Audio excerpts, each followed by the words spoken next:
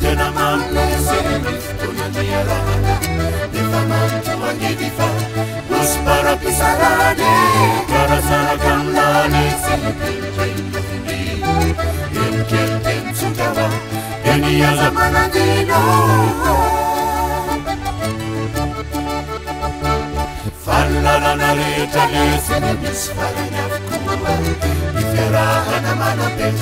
Anabia varanchue Raisaro jikuniwu Ekena mafsani Efsanta vitiwane Hadarina yona yane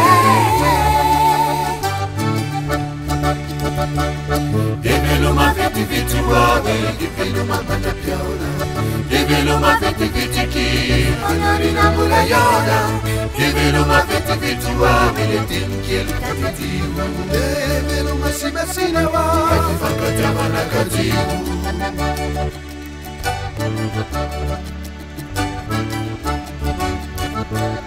Develo mafeti vituawe Develo mamata piona Develo mafeti vitiki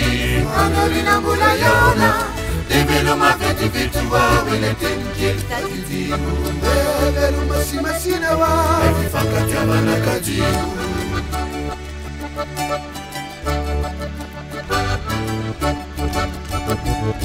Yen mam tena mam lese Tunaniarana Leva mam tuangidifa Muspara bisalane